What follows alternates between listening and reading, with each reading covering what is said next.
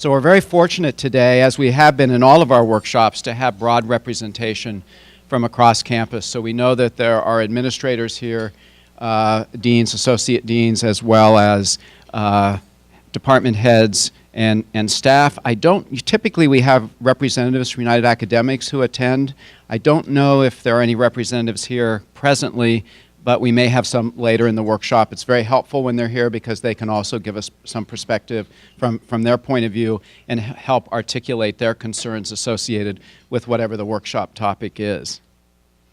So today's workshop is an introduction to two major articles. And in each case, we're also providing some preliminary provost academic affairs guidelines. Now, one of the things that's important to remember about today's workshop is it's just the beginning of the conversation about professional responsibilities and summer session. Both of these are complex articles that are currently unfolding, so you may leave here today with more questions than answers. That would be expected given the complexity of these articles. And again, this is just a first workshop associated with these articles. There will be more workshops and information distributed over the course of the next 6 to 9 months.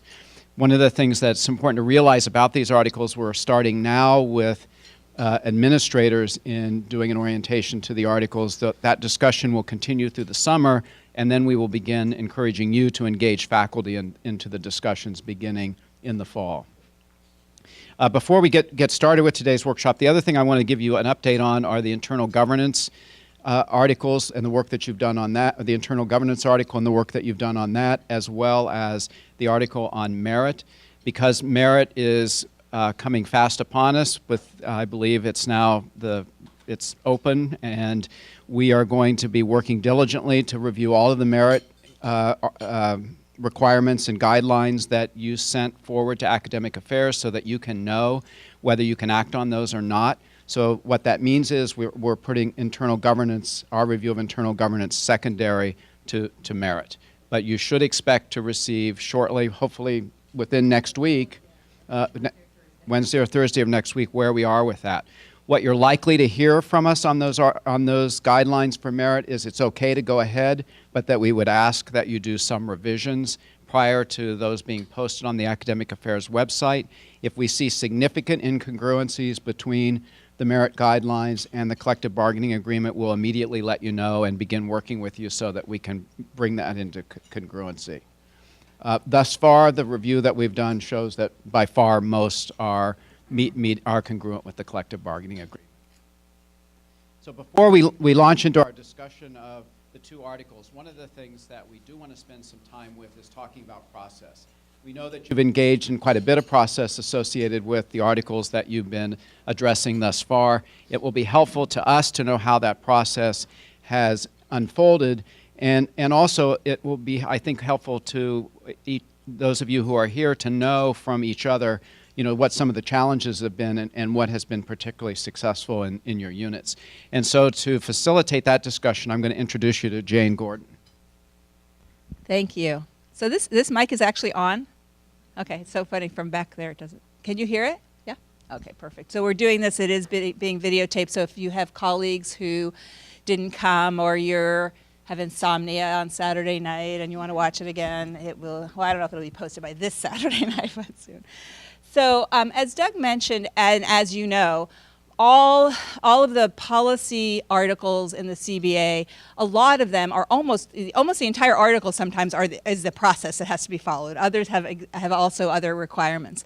But as you know, and if you've come to other workshops, we've talked about this process. And in every single case, the process starts with the provost and academic affairs giving input, and then the dean giving input, and then the faculty creating a policy, and then the faculty providing that back to the dean, who can provide his or her amendments, followed by in writing, followed by a conversation, and then that policy, the dean's policy, is submitted back to the provost/academic affairs for final approval. Does that all sound familiar? Okay. So as with those prior two policies, the policies that we're going to talk about today also include that process, as well as 3 more policies that we're going to work on in the fall. All of them involve that process. And that process, as I describe it like that, sounds simple. Sounds like, oh, there's Deb. So Deb Olson has just joined us. So she's from our United Academics representative today to participate with us. Thanks, Deb. So that sounds simple. You just do that. And yet, as we've seen, many departments and units on campus, it's been quite a big cultural shift. Faculty haven't always been involved in that way, to that extent.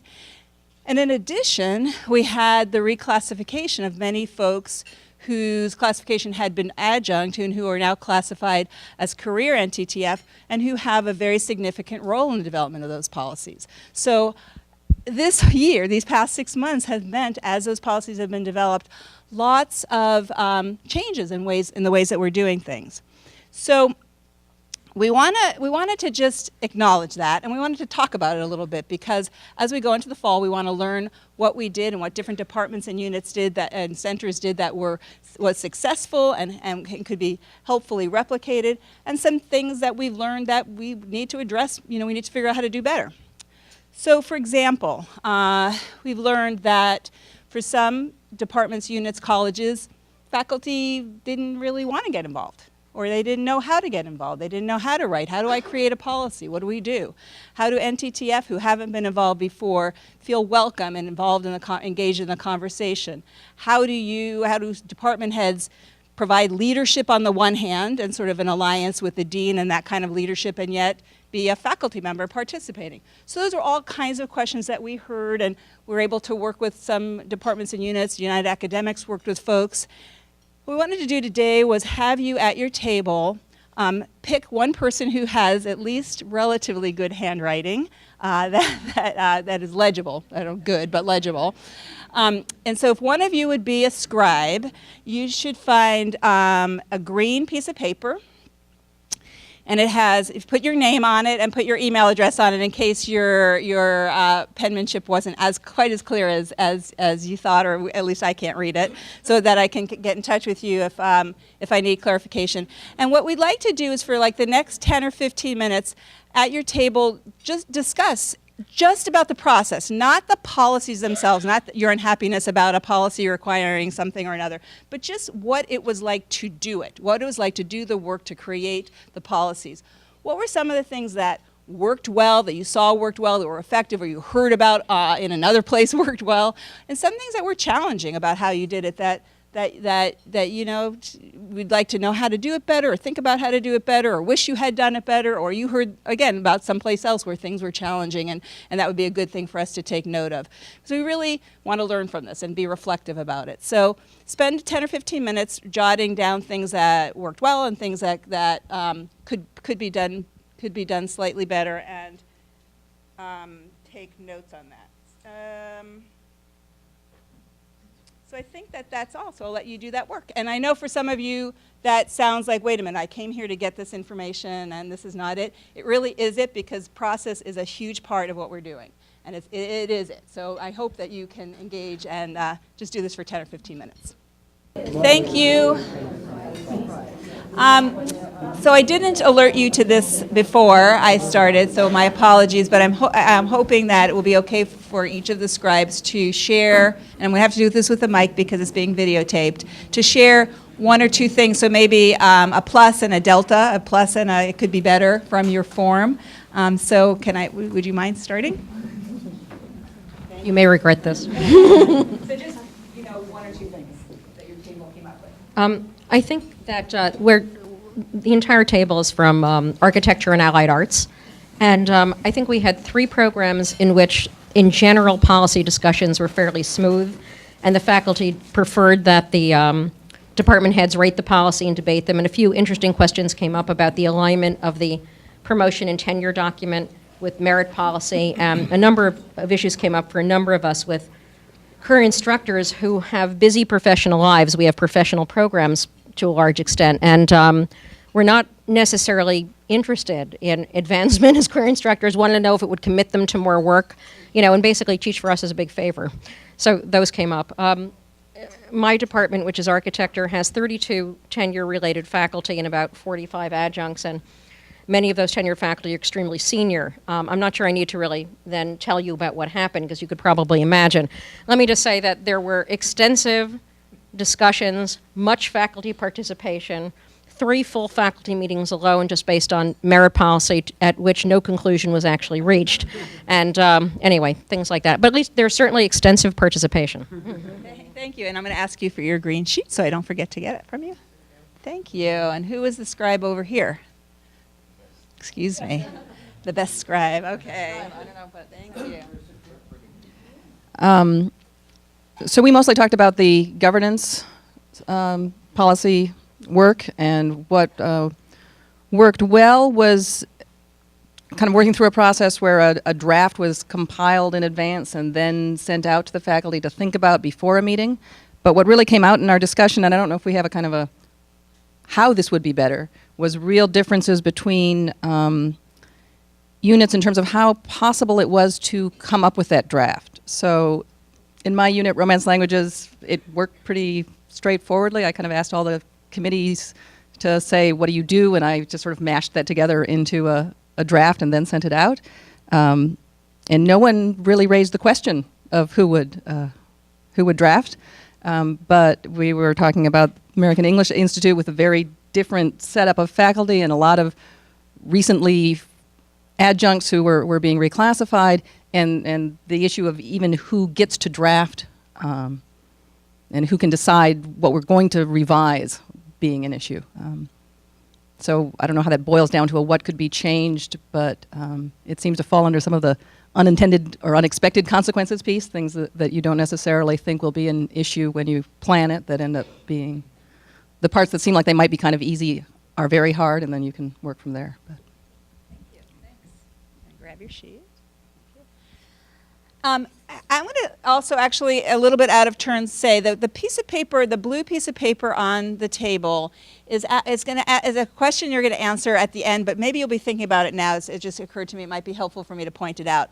So I'm going to ask that at the end of this exercise, each of you fill this in, and it's again anonymous, and just leave it on your table. Whether or not you would want to participate, whether you would be interested in a workshop that we could put on in the fall to give more guidance about how these processes could be managed and operated, and what topics you might want to have covered in them. So if you really don't think you would come, say that, because we don't want to put on a workshop to which no one would come or feel like they have to come when they don't really want to. If you're really interested, say that, and then I think there's another option about I might be interested. And then there's a place for topics. So as you're listening, I'm just thinking it might be helpful for you if there are topics that others comment on that you say, yeah, that would be an interesting thing to learn more about. Okay. How about this table? Sorry, I'm going to ask you to use the mic. The process that seemed to work the best was the department where they met in a faculty meeting with everybody several times, and then they nominated a committee of 4, and that committee of 4 met for several afternoons and came up with drafts that were then circulated for approval. Great, thank you. Was there anything else and sort of a hard thing you wanted to share? No. Okay, thanks. At this table.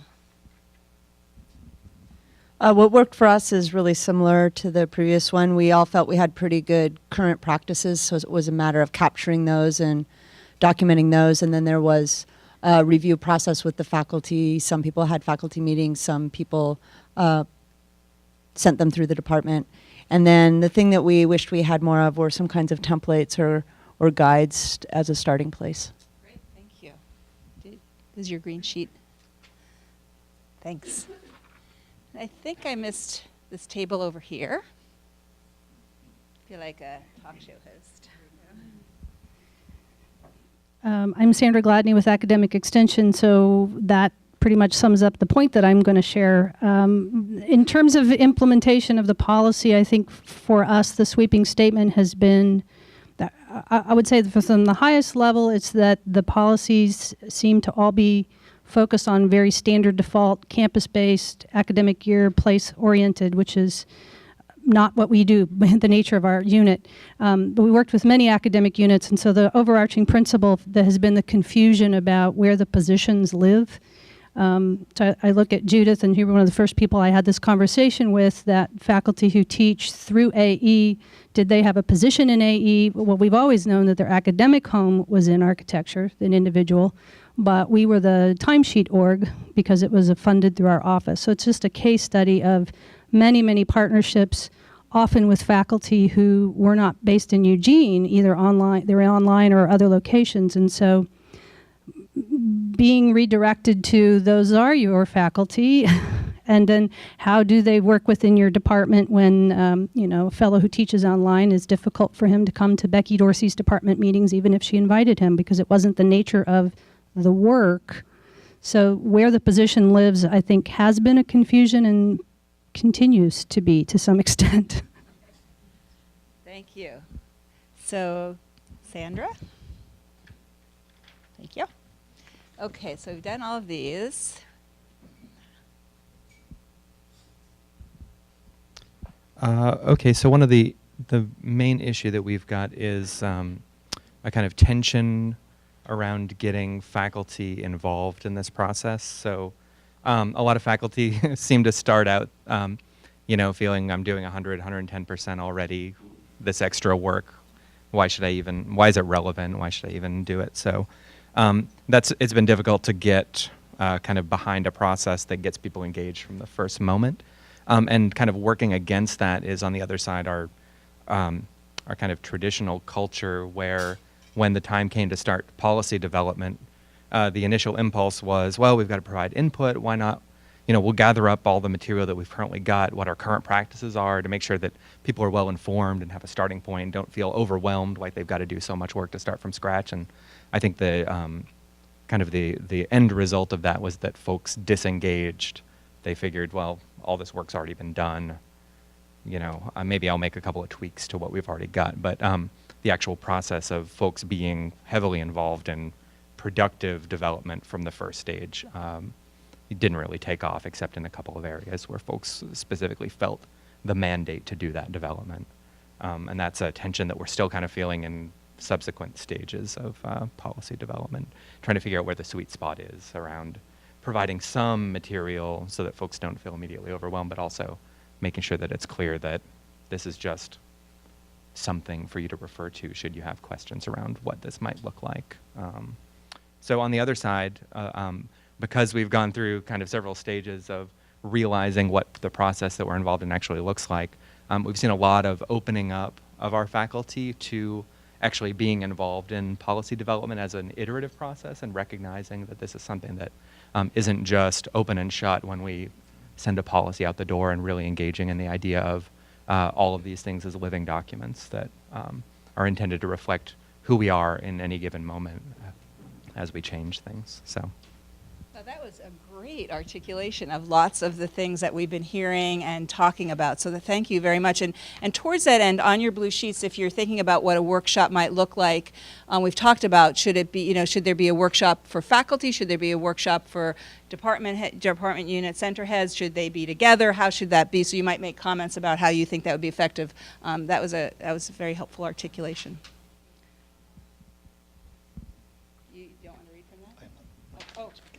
Our table has representatives from School of Music and Dance, College of Education, and the UO libraries. What worked and what didn't? It worked to draw upon the resources of peer institutions because some of the things they had saved time and effort, and we weren't involved in reinventing the wheel. It worked to look at existing internal groups and utilize their expertise in the process rather than creating new groups to do all this work.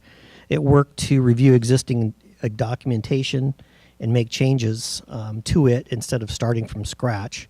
And there was a general sense that this process empowers people, it's not so top-down, and more people get involved. What didn't work as well is it's discouraging when a small minority disrupts the process, and unfortunately this can happen pretty easily.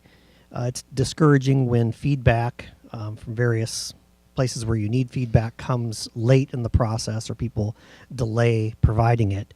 And there's just a general sense that it's hard to change the spark plugs while the plane is flying. And we would rather do our maintenance when we're on the ground. Great. These are all thank you all for all of your comments and engaging in this.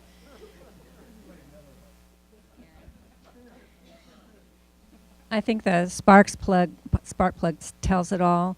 When We feel the process has been too fast, too changing, and has involved too many communications from different sources, and we would appreciate a central website that's authoritative and updated so that if something is no longer current, it's taken away. So I've been having trouble just sifting through all the versions of things and trying to remember which one's the one I should be working from. So that would be the most helpful thing to us.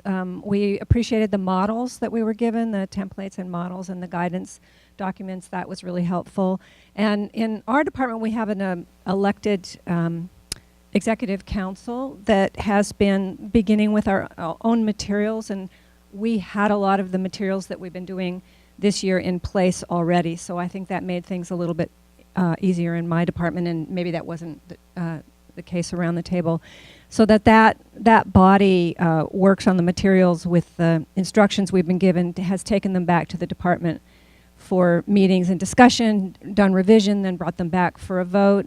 And that seems like a really good process, but there just hasn't been time to feel that we're doing that in a thoughtful way and in a way that isn't frenzied. Anything I'm missing from the table? Thanks so much.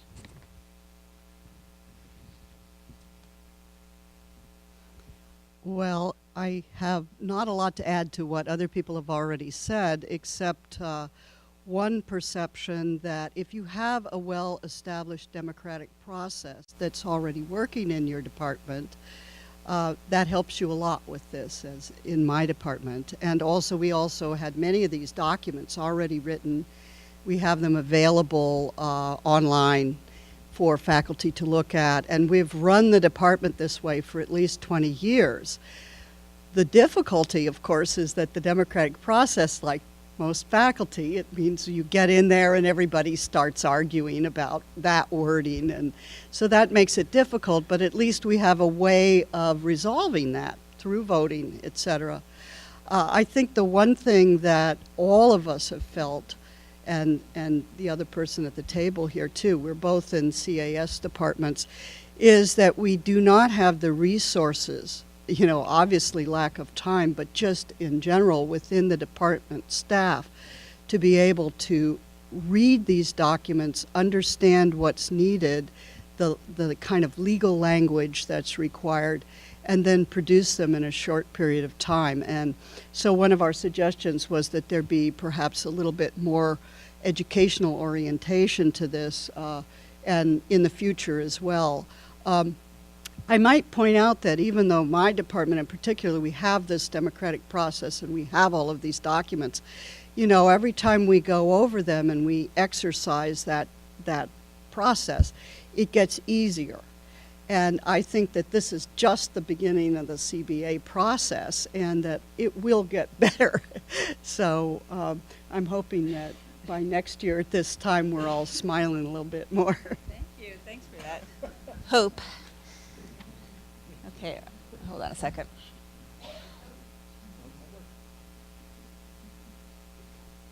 So were you this far? The last table. I think being the last table, everyone is kind of said. Yep. Yep. We're probably repeating a few things, but for us, some things that worked was having some kind of faculty advisory committee or something in place already within the school or college or unit that could start the work, which could also pull from existing policies and procedures. I think some challenges were that there was multiple requests and deadlines and timelines, and they all felt short. And again, trying to work it into your regular schedule and understand it. And just understanding the limitations of, that giving data was very helpful, but the data has limitations given what we have to pull from on campus right now. So I think that, did I miss anything? You're sitting with, yeah. Yeah. Thank you. So if you would just take a minute and fill out the blue sheet. If you're thinking I'm not going to fill out the blue sheet because I'm not interested, please fill out the blue sheet and say you're not interested so we can just kind of track numbers, or maybe there is one thing of interest, learning legal language, figuring out how to do something that you've heard about was worked effectively here. So please fill those out. And just in recognition again, the timeline this year has been because we have a 2-year collective bargaining agreement.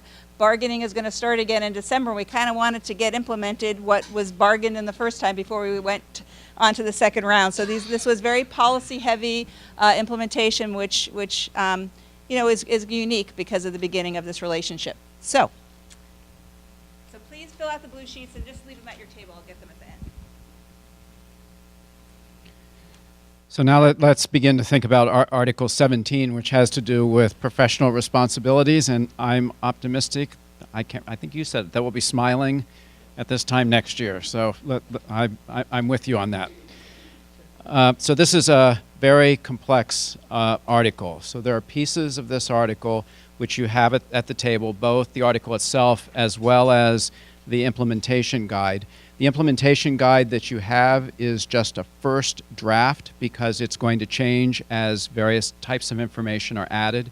Right now it does have the provost and academic affairs principles associated with it, but we do not yet have the information from the various deans that you will need to respond to as well. We do know that CAS, for example, is doing a very comprehensive survey of professional responsibilities in that college, which is going to help shape how this unfolds within CAS. But I actually think that that survey is going to be of help to all of us on campus, and I'm personally very appreciative of the work that's been put into that. And Karen, I think you have been the primary author on that. Yeah. It's Karen's fault. So there are parts of the article that relate to overall expectations of faculty. There are parts of this article that relate to process, parts that relate to what should be included in departmental or unit policies, and then other parts of the article relate to individual faculty assignments. Today we're going to primarily concentrate on the policy and individual faculty assignment aspects of that article. And then so please find in your handout about Article 17. And the first part of this article is a preamble. We're not going to talk about that in detail, but I do encourage you to read the preamble. It has good information in it about the values and attitudes that we bring to thinking about professional responsibilities.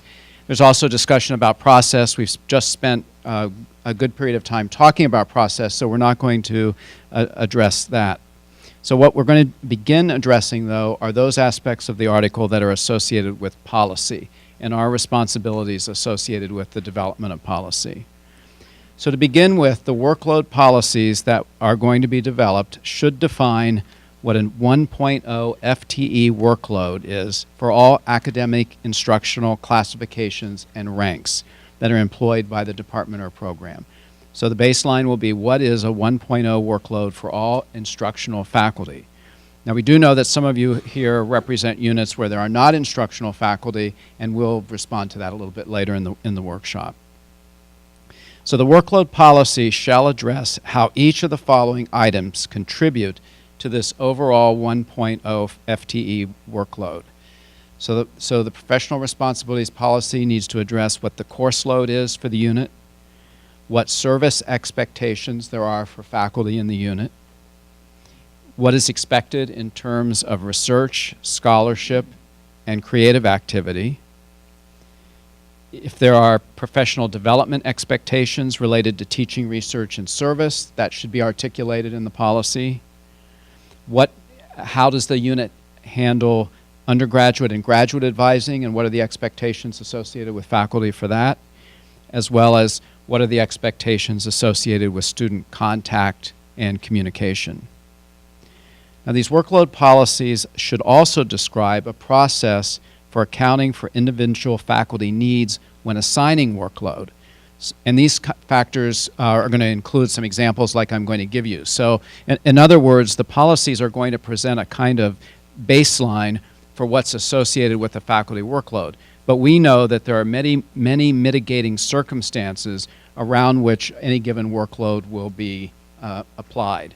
And so these would be things like new course preparations, the balance of workload components based on faculty review, promotion and tenure, professional development expectations, and agendas for research, scholarship, and creative activity. We know that some faculty take on administrative responsibilities, and that's going to affect their workload assignments. There's also the timing of activities. So for example, publication and grant deadlines and how that might affect a workload a faculty workload or course load in any given term, as well as promotion review dates. We know that different units have different ways of dealing with that within their workload policies. And finally, job descriptions. I know from my review of job offer letters that many faculty come to this institution with a promise of a certain workload as part of their initial job offer, and that there should be some discussion of that in your workload policies as well. So before we move on to more specified discussion of faculty assignments, any questions about the policies that are required by Article 17? Yes. More about what you mean by an instructional classification? So that would be anybody who is on an instructional contract. Actually, I'm going to ask Sonia if you can help articulate that a little bit more detail than I just did. I wasn't intending talking. The instructional classifications are listed there. It's actually in the bargaining agreement with what the classifications are and what the primary work, I think, is in those classifications. So instructor, lecturer, assistant professor, acting, that's just some of them that are in there. I thought you might be able to help us with this. How's that determined, or where is that shown on a contract so that people would know who's on an instructional contract versus another kind of contract? At the top of the contract, it lists whether it's instructional or research, I think, so. I think there was another question at the back table. No. I have a question. Yeah.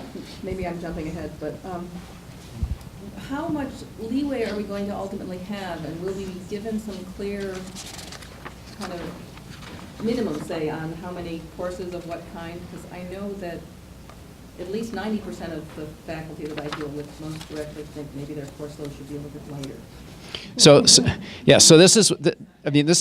is one of the questions that you're likely going to leave this room not knowing a specific answer to. So, for example, I know many, if not all, of the schools and colleges are beginning to think about what you just asked about. I think that's one of the purposes, for example, of the survey that's being done in CAS, to get a sense of what faculty workload is across CAS. There is going to be some discussion later about teaching loads and some principle associated with teaching loads that the provost is putting forward. But the deans are also likely to be will be putting forward principles in that regard as well. Yes? This is summer session, I gather, so I did not quite follow. So summer session, we're not talking about summer session yet. Summer session's the next article. Not to worry, that has its own complexities. Yes?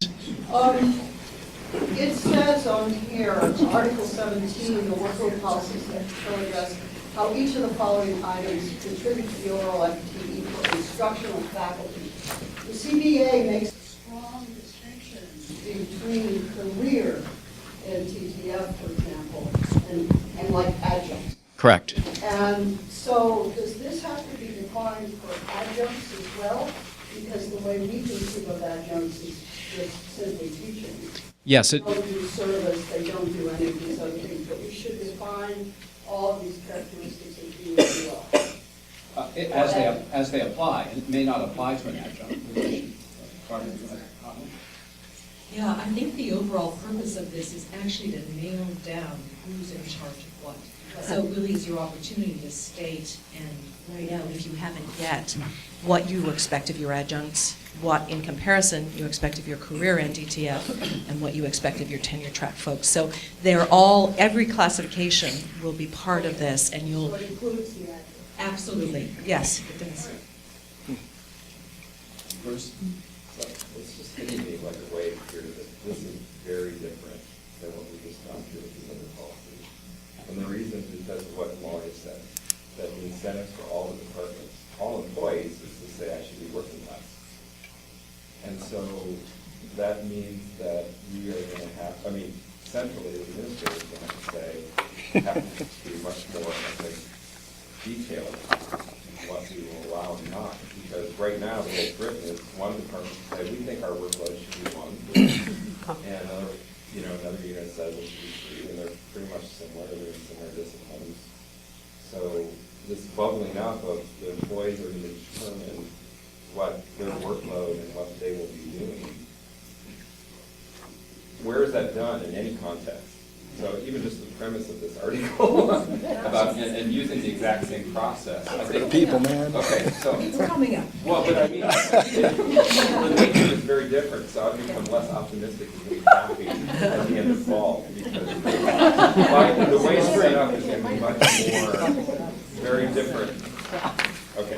I'm going to give you, I will help you understand the parameters of that in just a minute. Okay. So your worst fears will not be realized. I hope you're right. But it is going to require very serious conversation between faculty and administrators as we work through that. And Barbara's right, we are going to come, we're going to talk about that more specifically in just a few minutes. Be more serious than what we've done so far. That's correct. And so the principles that come from the provost and the dean are going to be very important in helping shape that conversation. Because ultimately, the provost is going to approve these policies, or the designee will approve these policies. Yes? Actually, I had 2 points. One is somewhat related to that, and that is how we define percentage of time dedicated to the different activities. And as a major research university, there seems to be some guidance that we should certainly follow around that, so it's not driven by every unit. And that's just it's another way of saying what's a variation on that theme. Second thing I wanted to point out was there's nothing about equity and inclusion that's stated here, yet we're including that in merit review and expected performance. And so there's an inconsistency with this part of the document from what we're just going through now, and I wondered if I missed it or if I don't see the inconsistency because I see equity and inclusion as informing all aspects of any given faculty member's portfolio, could inform any given aspect. So it could come through service, it could come through research. so the absence of mentioning it here doesn't mean it does not exist, but Correct. it could lead to a fair amount of drift in terms of how folks. So it's therefore imperative that all of us be very thoughtful about that as we're developing these laws. Okay. Okay.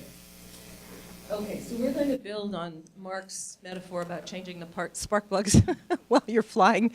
That is exactly why we're starting this process now in May, when your faculty will get to it in October. It's because we need to make sure, Judith, are you laughing? Are you scoffing at this? So it is in response, in anticipation of what many of you said, that there's been no time to stop and think or even breathe. We've had to do this all extremely quickly, and the process has been driven by the need to come up with workable policies and criteria so that we could get all of the raises in place. That was one of the biggest pieces we needed to do this year. In order to do that, you had to figure out your governance structures so that you knew who would be making those decisions. You needed to figure out your criteria so that you'd know how those people would proceed. And so we have deliberately sequenced this to get through what needed to happen this year most urgently. But this piece, which you could construe as not only spark plugs, but also really the landing gear and the wings of the whole damn machine, we will have the opportunity to go at it in a somewhat more deliberate, a more expanded time frame, and that we all get a chance to talk to each other before we need to go off and speak with our individual units. So over the course of the summer, we will convene at least one, if not more, meetings of deans and whomever they want to bring with them, so that we can start working on those institution-wide understandings of what is a standard load, what could be construed as a standard load, what elements need to be considered in each case. The more we can do this, as Bruce was pointing out, the more guidance we can give, the more shared understanding we bring to it in October, the better. So that's why this was always planned to start now. As Doug said, this is going to raise more questions than it answers today, but then at least we know the questions we need answers to by October. So this really is, it's unsettling because there isn't a lot of definite information to use as guidance yet, but it will help us build that guidance so that by the time you go to your faculty, you'll know what's a given, what's possible, what isn't possible. And we'll see it in a minute, and we'll say it over and over again, that all of this has to meet the needs of the institution. So you can't simply decide that you're going to cut your teaching load in half, because who's going to teach the other half, right? So there are some very common sense factors built in which will help put those limit limits around what is possible and what isn't. Okay, so that's just the caveat to begin with. And we want you to be raising all this scary stuff now so that we can work out answers to it all. But by the time we start working out individual documents. So another way of just turning the dial a little and looking at this a little bit differently, Doug ran you through the list of the elements that need to be considered. What does that look like for individual faculty assignments? And this speaks a little bit to Sarah's point about the need with this process to come up with a list of expectations and duties for every different kind of position you have within your unit. The adjunct NTTF, the career NTTF, the untenured tenure track, the tenured tenure track, the senior tenure track, the officers of research, the research assistants, everybody else, all officers of instruction and officers of research who are in the bargaining unit. And everybody else you've got who works alongside them, right? Because you'll want consistent definitions and consistent expectations for that whole group. So some of the things that you're going to want to take into account when you think about what each individual is going to be responsible for will be some combination of instructional activities for many people, not all.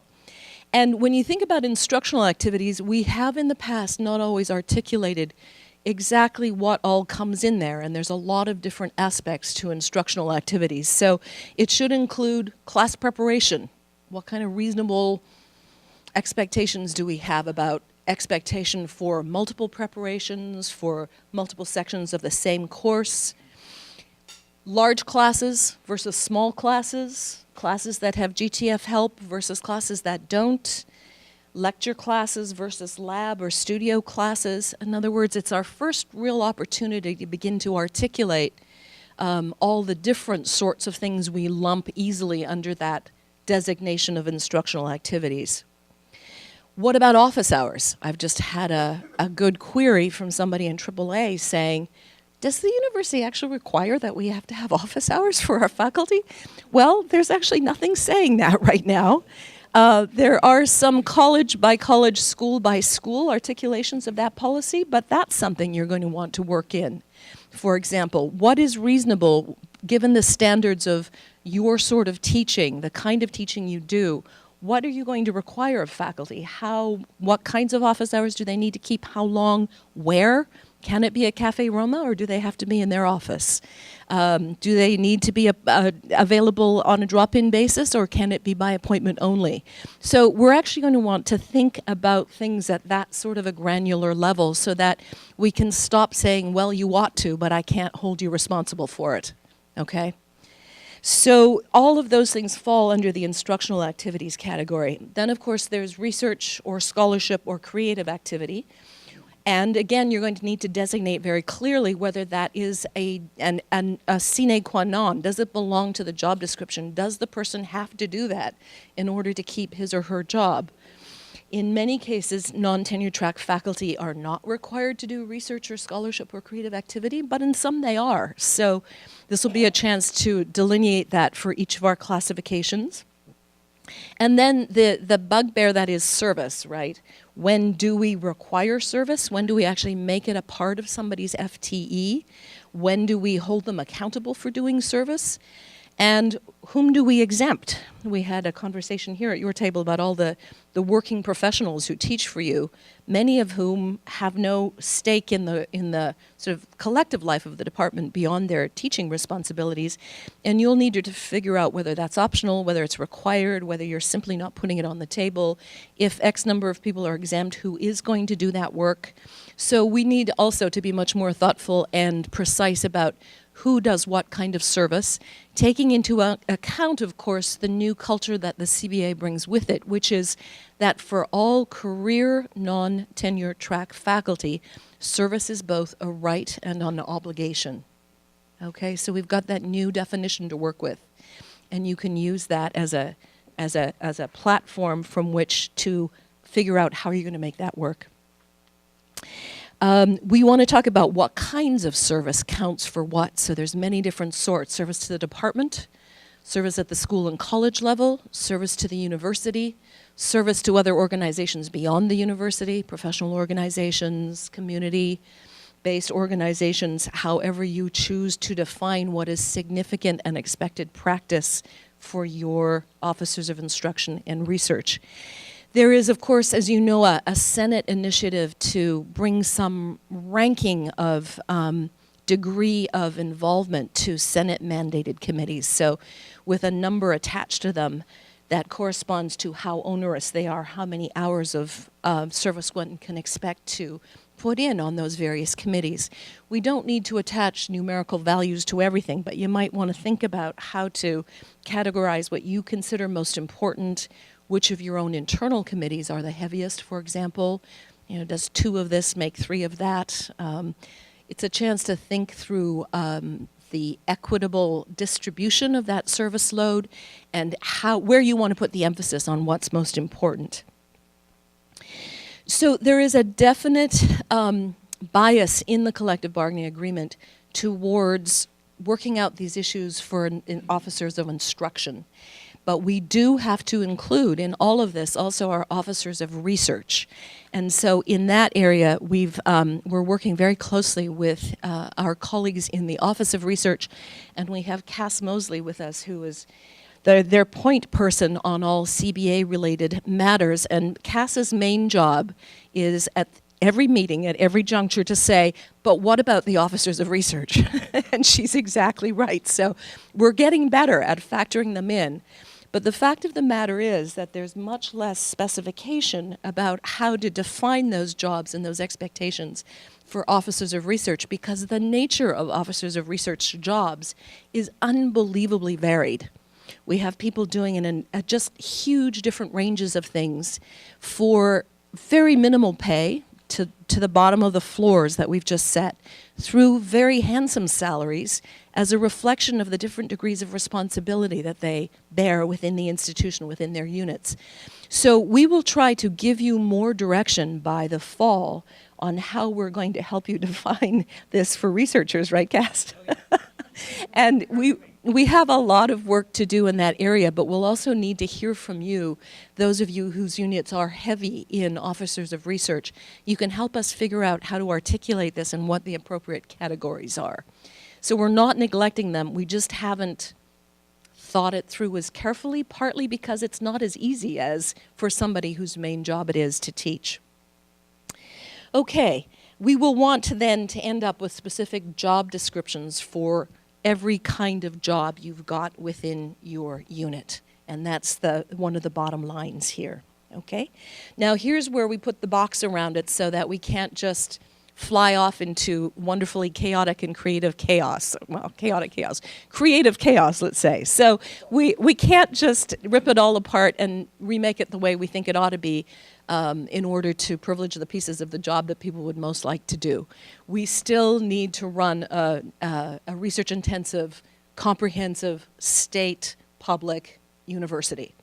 And therefore, everything that you decide, every definition you come up with, has to be bounded by the instruction, research, and service needs of the university.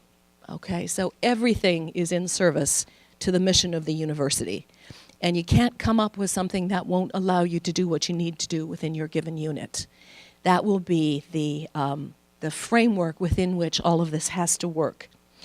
So it's not only what needs to be done by a given department, how do you meet the needs of your big lower division service courses, how do you meet the needs of your 600 level graduate training programs. It's also applicable to the work of centers and institutes. Who does what in the administration of grants? Who does what in the production of the research? And that's where we're going to need Cass and the others to help us understand all of the elements that go into it. For centers that have outreach functions, who does what? So we're taking each kind of unit within the university and making sure that the way we define the jobs within them allows them to do what they need to get done. Relationship of the job descriptions with the agreement that we're working on. How much input will the faculty as a group have into creating specific job descriptions for the kind of jobs? Will that be part of their discussion, or will their discussion be just to identify the components? and then the descriptions are, sort of outside that process? That's a really good question, and I think the easy answer is, it will sometimes get a little messier and a little more complicated, but the easy answer is that you need to figure out the generic description for each type of job and position within your department. What does an adjunct in TTF do? What does a career in TTF do? What does a research assistant do? What does a research professor do? And then the individual on the need and the expertise, the need you have within the unit, the expertise of the person you're looking for. So the individual job description has to respond to what you're looking for and the individual in that position. What you're mostly going to work on is those generic lists. So in the context of officers of research, where there's wide variation? Yep. Well, I'll ask Cass to speak in a minute, but we're getting better at articulations of what each classification entails. And if you look at the classification article in the CBA, it's got a pretty bare bones definition, but there is a bare bones definition. And the research office now has much more highly articulated listing of what is expected in each of those different classifications. So we're not sending you off with nothing. You've got a good baseline for you to work from. Yes, I've been working on job descriptions for career and TTF instructors. And typically what we do is we start off and we say this is a 1.0 FTE, and say 85% of this is teaching, 10% is service, and 5% professional development. Now, when I'm writing these, so in other words, the subcategories are not by FTE units, but by percentages, which is the way we normally have always talked about TTM.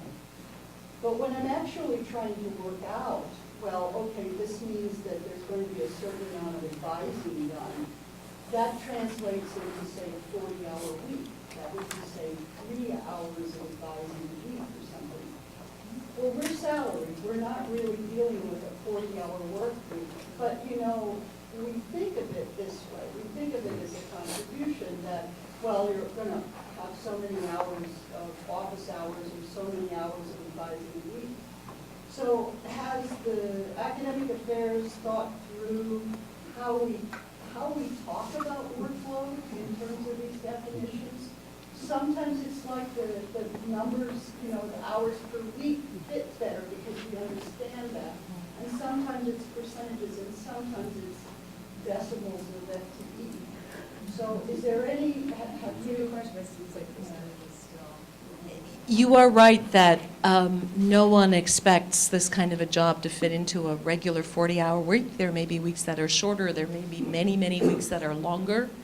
And so I don't think you can break all of the components into hours. I think you're right about that. We're going to have to make peace with a kind of mixing of units. I think that's okay. I think it's perfectly okay to say, for example, in CAS that you must hold 2 hours of office hours a week. And you have to be in your office, and you have to be available, or whatever standards you choose to set. And you obviously, courses, if you're teaching, there'll be X number of contact hours, right? So there will be things that by force, per force, will be measured in hours. But I think for the most part, we need to work in percentages or pieces of FTE, because otherwise it's just not a realistic or particularly helpful overlay. So you're right about that, and I think we're going to have to talk about that more. But I don't think we can reduce it to a 40-hour work week. I think it needs, it's too fluid for that amount of things. And as you say, we are salaried employees, not employees paid by the hour. Most of us are salaried employees. Yeah, yeah. So we've got, I think the distinction you raise is really crucial, and it's helping me clarify my own thinking. So we're figuring out collectively what duties and responsibilities that apply to each kind of position. And then in the assignment of those duties and responsibilities to each individual, you are going to want to consider the person's qualifications, their expertise, their ability to develop in other areas, their need for professional development, and all the things that pertain to an individual. Okay, so.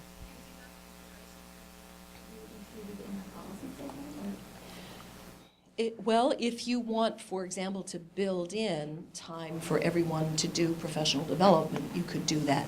But the sort of professional development or the timing of it or how it's supported can depend on the category of employee or the individual. Okay. Okay. Yes, One question. Rich. This is sort of the simple scenario. A lot of faculty have joint appointments. Yes. Work both in the environmental studies program. A lot of people that got joint appointment in environmental studies in their department. We got faculty within the school that have joint appointments. And I expect we're going to see more of that. We've got people who have instructional responsibility in the department. They've also got research responsibilities somewhere else. How are we going to be able to resolve people that got multiple job descriptions in multiple units using multiple different languages? And we need an algorithm. We need an algorithm, she says. Yes, let's have an algorithm. So you are right that it is compounded in its complexity for people who have joint appointments, and you are right that we will have more and more of those. And there's the matter of affiliated faculty, for example. What are the responsibilities of affiliated faculty who have a home elsewhere, but who have a professional interest in and responsibility to an interdisciplinary unit? First of all, the CBA specifies that for anybody who has a joint appointment, there must be a primary home. And so I would assume that it makes sense that the primary home sets the primary piece of the duties and responsibilities. It also requires, and I think it's just good common sense, that there be consultation between the heads of the units for whom that individual works. So, for example, on merit reviews, I would expect that there would always be input from both or all of the units involved, for example. So the primary home is going to have to recognize that, say, for example, 60% of this person's line resides in one place, and actually acknowledge and allow for the 40% that lives elsewhere. So it's going to require just clearer lines of communication. We're always going to have faculty who are in a position where they have to push back a little and say, no, I'm not full-time here, I still have to go over and do that there.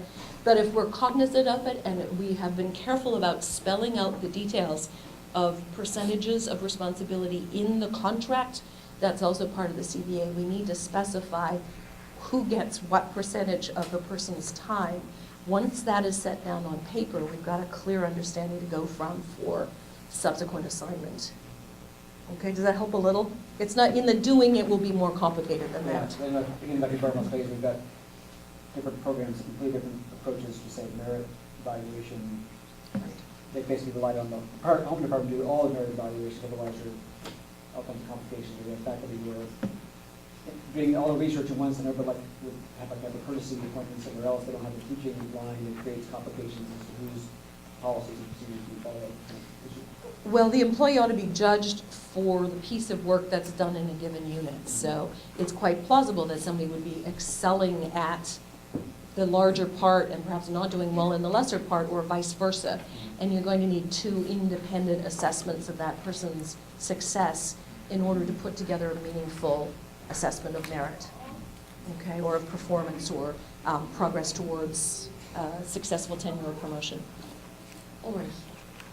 I anticipate that in the end it will be really important that you get some guidance on the amount of precision that is required in some of these designations. So, for example, one example that comes out of me is that what counts as a course. In my department, when we can, we give people GTFs. If we can't, then not.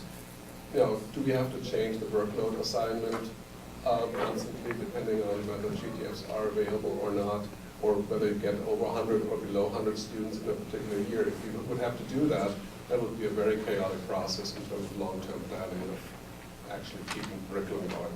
So I do hope that in the end, we will be able to sort of keep it kind of as it is, have somewhat flexible designations, sort of the general assumption that over the year it averages out. If we have to be within 1 year always completely correct, yeah. Yeah. There is a kind of an overall, first of all, to answer the first part of your question, we will encourage you to develop as great a degree of specificity as you are able, recognizing all the while that there has to be some flexibility because there are always unforeseen circumstances. You're dealing with changes in personnel, changes in enrollment, Who knows what can come up to change things. So if you can at least designate what you consider a large course versus a small course and what how each of those figures into someone's assignment, that would be great. There is an overall consideration that we are coming up to, which is that all faculty members be fully engaged at all times. In other words, that if we are paying them, they are working full-time. And so it's been articulated differently. That's been an expectation of ours for always, I think. But we now have language for it so that if suddenly something doesn't enroll, you need to find something meaningful for that person to do, because we are paying them, and if we are paying them and they're not working for it, we're committing fraud, benefits fraud, all sorts of other things. Yes? But in case of tenure track faculty, what usually happens then, basically they owe you one course in the next year. Right. So you could solve it that way.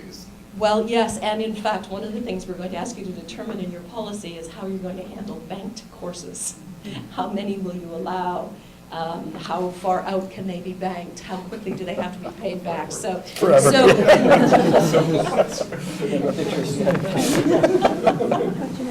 talking about these instructional responsibilities and job descriptions, and we're talking about it being the bargaining unit members. I know in our department and with many others, you have instructional faculty who are stepping up into administrative roles. And so a lot of them have been told that they are no longer considered to be in the bargaining unit during that time. And so you have people who are taking on multiple roles at a given time. And it's unclear to me when you're writing out these descriptions for people who are, say, writing out administrative roles and things like that, if they're not considered to be bargaining unit roles, if that is what is disqualifying you from being that way, how that will play into our specificity. You're going to want to work out these duties and responsibilities for all roles within your unit, whether those roles are filled by bargaining unit members or by people who are exempt from, or who are excluded from the bargaining unit. Thank you. I was told that being in the role is what is excluding them, because they are all bargaining unit members unless they are acting in that role. Well, in a sense, that's true, and I think I understand what you're getting at. This is a highly oversimplified explanation and definition, but if you step into a position of supervisory authority and you are supervising other members of the bargaining unit, then you are excluded from the bargaining unit. But your unit, AEI, and all others still needs to lay out a description of the duties and responsibilities of people in those administrative positions. So this will apply whether people are in the bargaining unit at a given moment as a full-time teaching officer or officer of research, or whether they've stepped out, like our department heads who are not in the bargaining unit for the time they are department heads. Most of them come out of the bargaining unit to do that job and go back into the bargaining unit when they resume their regular positions. Okay. And you write it all the same. Write it yeah. All of those job descriptions should be taken care of at the same time, whether they place the person in the bargaining unit or out of it. I thought that it was only if they supervise tenure track faculty. No. So, and I just want to clarify too. It's not like you just get to step in and step out. There's a whole process where there's an evaluation, very specific evaluation about whether or not someone is going to be represented or not. So let's just clarify that. And I don't want to get distracted by a whole conversation about exclusion. Where we will do more education about this in the fall as we look at it again. But for now, just recognizing everybody needs a job description. And then we can talk more about exclusions, or contact me if you want to talk more about it before the fall. I don't want to get distracted, but it also isn't as simple as that sounds. Eric had a question, and then Amalia. Well, I'm just going to add, I would hope that one of the purposes of these job descriptions is that it can help inform the exclusion process. And if you have a proper job description, it can be a little less miserable. Exactly, that would actually be very helpful in the process. Agreed. Yeah. Amalia? I'm thinking of questions that are going to come up in ways that what I anticipate will be some somewhat uncomfortable conversations in the fall could be smoother and we could smile. It seems to me there's a tension between part of these job descriptions we have to divide up the work we're already doing and kind of distribute the status quo. But there are a lot of concerns too about what we should be doing. So the sort of that question about what counts as a course and how big is the course. And we have courses that have gotten bigger in ways that maybe aren't pedagogically ideal. And so having some way to, I don't know exactly how, because we still have all the students to teach, but to be able to think about what should the load be, not just because we would like to work a little bit less, but because we would be teaching French more effectively if we didn't have so many people in that classroom, and how that plays into it. So it's not, and so faculty don't feel like it's just sort of a making sure you're doing enough of the stuff when they feel like we're not always doing the right stuff, or we're not able to do it the way we really should. Mm-hmm. I don't have a good answer for you on that one, except that I think it's wise to think optimistically, idealistically, and to figure out how you're going to build responsibility for redesigning curriculum, for rethinking pedagogical approach into this list of things that's not always on top of what everyone's already doing. So, you know, you might, in the curriculum committee or whatever other body you want to designate, you might actually label that and name it and make time for it.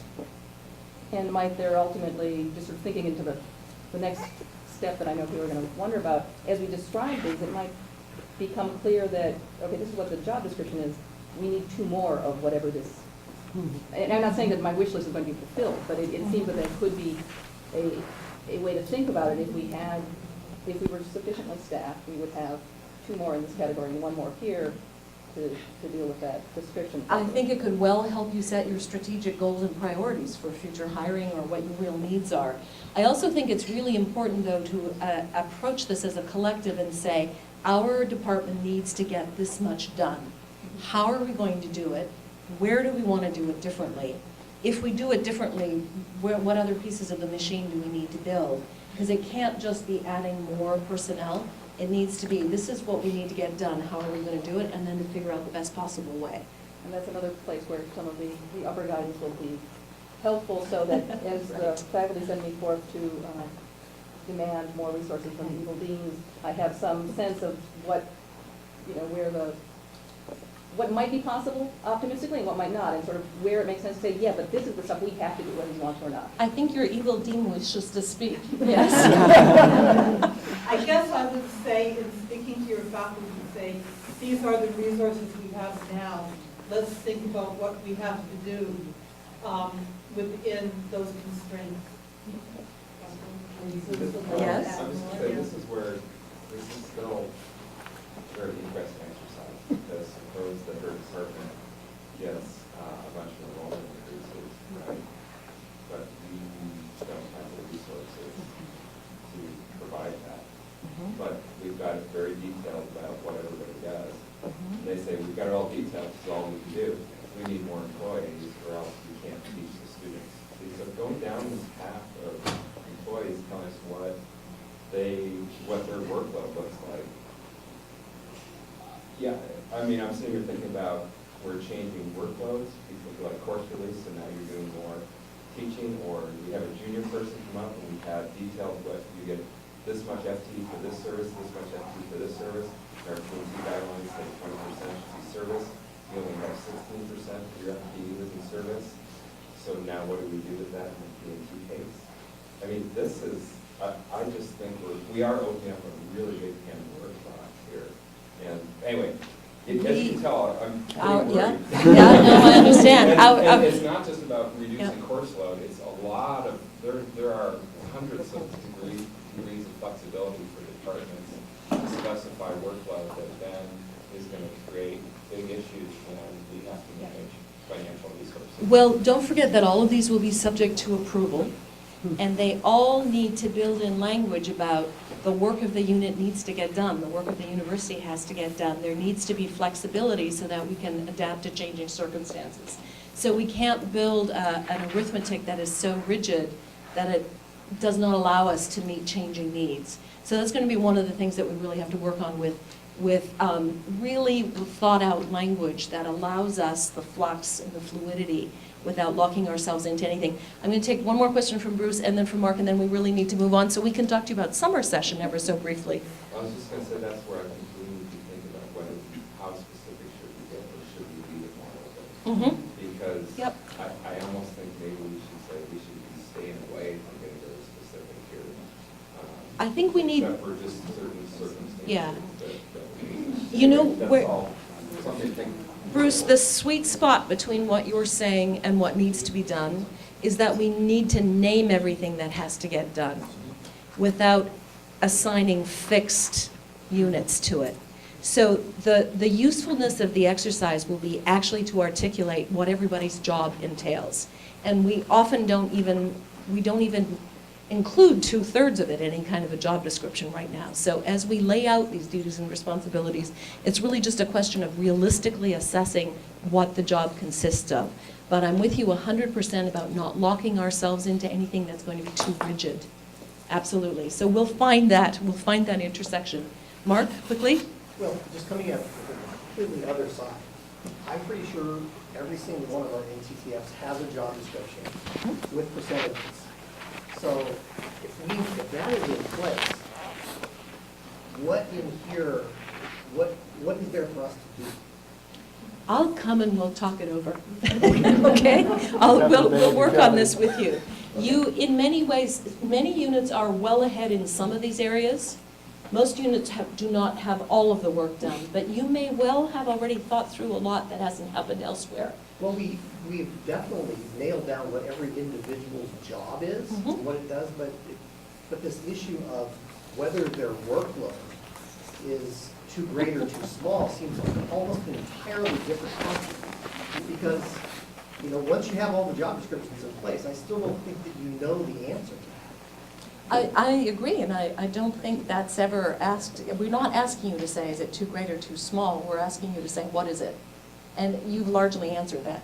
Okay. So let me, look, Eric did not like that answer. Yes? Well, I just immediately have a concern, which is that who's the we here? Yes, we've got most of this work done, well, we is a small group of people in the past. And my understanding of this process is that this has to be opened up as a faculty governance or collective thing. So as far as I can tell, the fact that we have job descriptions for almost everyone in the unit is a good starting point, but we don't have most of the work done at all. Because unless we say, the work is done, you guys get to think about it, talk about it, but it's already been fixed. You have documents and descriptions that allow you to cover the work now. Yeah. What you want to do is take that apart, look at the pieces of it, decide if it's accurately described, if it's adequately described, and do that in consultation with all of your faculty. So you're right, it's been a top-down process, and now we need to open it up for consultation and input while recognizing that we're working within a relatively constrained framework. So yeah, you're right, all of these tensions exist, and that's what it's going to be about, is reconciling them. Ever so quickly, I want to point out to you that as in the past, the provost or designee, in this case dean or department head, usually is responsible for the scheduling and the assignment of an individual's work. Right? We all do that anyway. It will continue that way.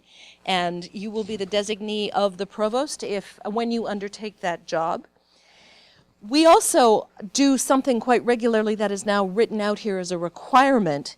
Every faculty member has to be given the opportunity to meet with his or her department head or provost designee at least once a year in consultation about the assignment of duties. Many units do this in a variety of different ways. They send out an email saying, please send us your teaching preferences for next year. Some people meet with all of their faculty. The most important thing is that everybody is allowed to give you input on what he or she would prefer to do in a given year, and that you give them the opportunity to come and talk to you in person if they so choose. It doesn't mean with your 75 faculty you have to meet with every single one of them every year. It means you need to give them the opportunity to get in touch with you and discuss it with you if they wish, and you have to give them a chance to provide their preferences. Okay? You are... there will be many occasions on which you cannot fully grant a person's preferences because the needs of the unit prevail over the preferences of the individual. Yeah, but there has to be an open dialogue about it. You have to allow them to be mad at you for not granting their preferences. Yes. There's a clarification there because that is a different situation, and again, with NTTF faculty and TTF faculty. Or NGTF faculty are generally contracted to teach absolutely specific courses, so asking what their preference is rather than giving them a contract, isn't it? So that This is as applicable. Read as applicable in everything I say. If you're hiring someone to teach 5 studios and those studios are predetermined, that's what that person will teach, right? However, well, but you know, you might have a discussion about what times of the day or whatever variables you've got to offer. The person should be allowed to give you an input about his or her preferences. Okay, so read all of this as applicable to your own unit. I'm going to finish up very quickly. I want to point out to you that we are going to have to determine and define what overload means. And that is going to be an enormous conversation on which we're going to want to do a lot of careful thinking, because the CBA does define overload, what it means. It's in your article. You can read the definition, and we're going to have to figure out how to operationalize that. It may change the way we do business on a number of things, including outload teaching, including special kinds of advising, including all sorts of extra assignments. So this will include a full and thorough consideration of what overload is, what activities we consider overload. Overload is by definition optional, so that will factor into it. And then I invite you on your own time to read the Provost and Academic Affairs guiding principles that are in your handout on pages 4 and 5. It's our starting point. Take them away with you, look them over, and we will get more specific and add to that list as we approach the fall and as we work with the deans over the summer. But it'll give you a starting point. I want to make sure Doug has a few minutes to talk to you about summer session before we break, okay? Sorry. Yeah, and I think as you look at those guiding principles, you'll see that we anticipated at least some of the questions and concerns that you raised regarding professional responsibilities this afternoon. And as Barbara says, we're going to continue to refine these, and we know that the deans are working with these principles as well as they're developing principles for their own units. So I would like now to talk briefly about summer session. So you'll find the information in the packets about summer session on pages 9 through 11. It's important to recognize that summer session has its own article because of its special characteristics and significant considerations. So it is, we do need to think about it as a term that is separate from the regular academic year, and thus it has its own article. However, even though that it has its own article, the policies developed around summer session will follow the same kind of process that you've been using for internal governance and merit and what you'll use for professional responsibilities. So it does include consideration of faculty input as you develop your summer session policies. So what is important also to know is that the appropriate department or unit head will determine the summer session schedule.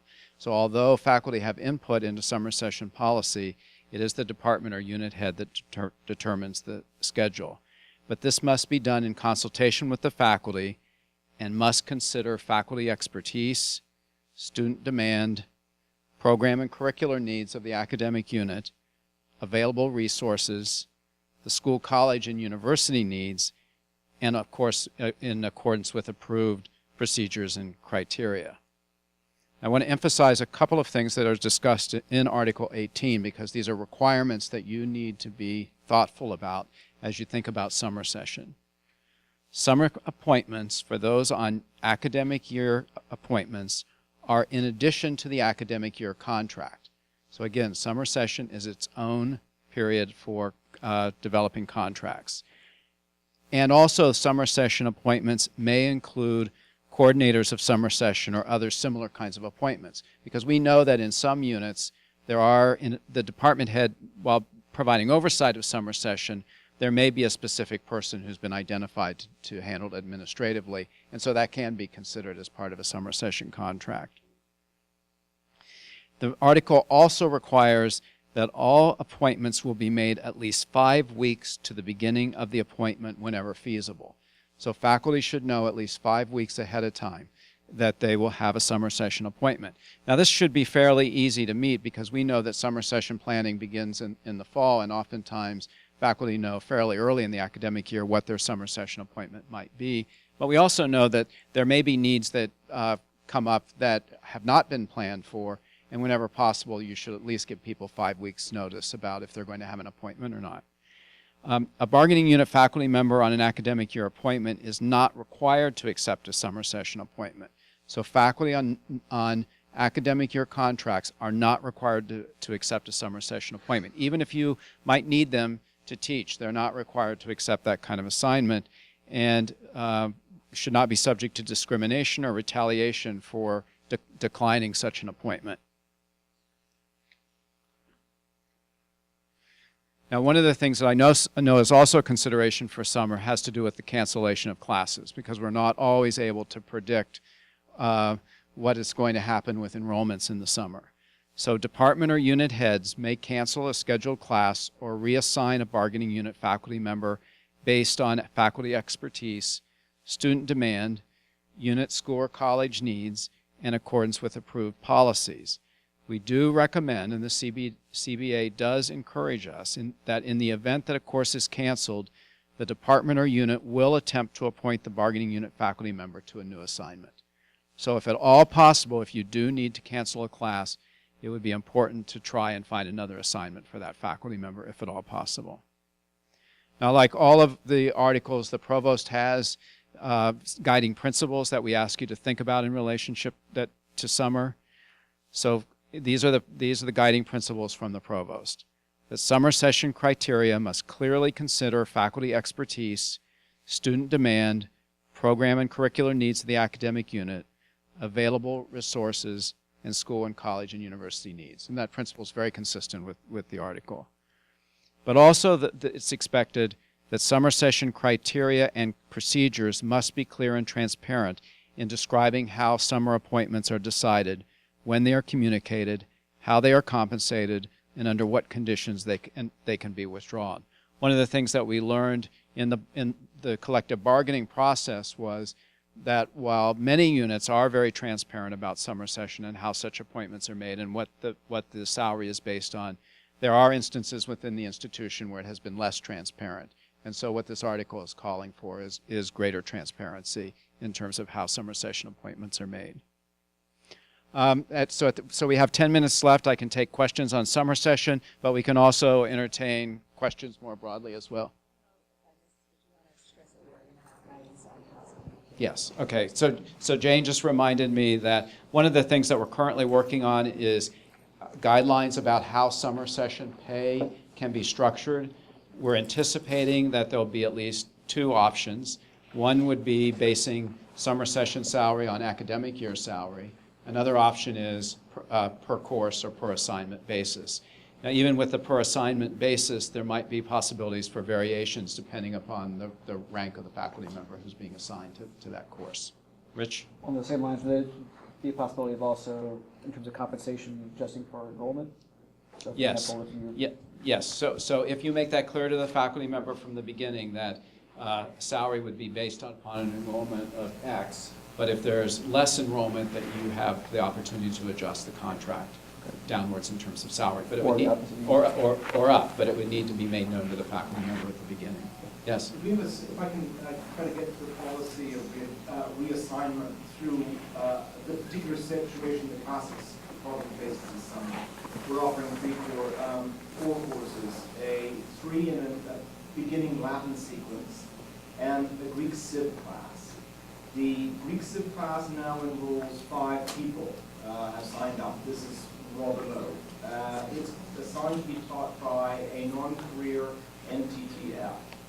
The Latin sequence is going to be taught by 2 graduate students. We would rather not, for departmental reasons, cut the Latin, even though the enrollment is low. It's a feeder course. We would be inclined to cancel the Greek Civ class. That involves reassigning the non-career NTTF. What should we do? Well, I mean... Everyone's leaving the room. Well, first of all, it doesn't apply yet. I mean, just to let Yeah. So as Jane's pointing out, and this is important, so it doesn't apply what we're talking about doesn't apply to this summer. This would be for next summer. So we got a year to figure it out. So, I mean, a guiding principle that I've been using as I've been thinking through the collective bargaining agreement is we ultimately must think what's in the best interest of the institution and the mission of the institution. And so I think in coming to terms with the dilemma that you're facing is to think about what is ultimately in the best interests of the academic unit, but also be as thoughtful and mindful as possible of the faculty member and meeting the requirements of the collective bargaining agreement in terms of notification and transparency. Try, therefore, does not mean bend every, strain every. It does not. Bend every. Yes, you're correct. Can I point out many, Malcolm, if you think about summer contracts, many, if not all, include language about the class being canceled if sufficient enrollment is not reached. So the contracts are very different for summer session than they are for the regular academic year. So there is more than likely that built into the contract. No, there is, but I was wondering what the reassignment duties entail. If possible, you reassign, but if there is nothing to reassign that person to. In many cases, therefore, we do not see a change from the current practice. Right. Yeah. Kingston? Part of the CBA requirements apply to summer field schools that are under the rubric of international studies or what used to be called continuing ed. It would still apply. So, but if somebody was going to run a field school and it gets canceled because of lack of enrollment, you're still obligated to find another. You're not obligated. What the CBA asks is that there be thoughtfulness about it, and if at all possible, a reassignment be made. It's not required. Thanks. Other questions? We should just say, I think it's worth recognizing that summer session runs on a completely different financial model than the rest of the year. So we actually risk doing harm financially to the unit if we end up assigning people to courses that don't at least break even. That's why that bottom line clause is if possible, but there's no obligation to do so. Okay, so it really is driven entirely, almost entirely by the numbers, as long as you've got good practices about how to determine who is teaching. Yes. It seems valuable to think about why the provision is there in the first place, in terms of how to implement it or understand its guidance, right? The idea seems to be that if somebody's class gets canceled and there's another class where that they're qualified to teach, where the instructor has fallen ill or had a family emergency or something like that, that 3 months down the road, if they discover that situation, they can say, wait a minute, why didn't you bother to reassign me there rather than keep me? The other thing is that you may note that there may be unfulfilled requests on enrollment, that you could open up another section of another course that a faculty member might be qualified to teach in the summer. So events of this type don't happen without the assistance of support staff in the Office of Academic Affairs, and so I want to express my thank you for the group, to Sonia Runberg, Gretchen Drew, and Pam Hallinan to help set this up. As we said at the beginning, this is the first of many conversations we will be having about these articles. Thanks very much for being here. Bruce, I think this table we're talking about being able to smile at some point in this first process. Actually, there's been some smiling in the room, so we've appreciated working with you today. Thanks. Hi.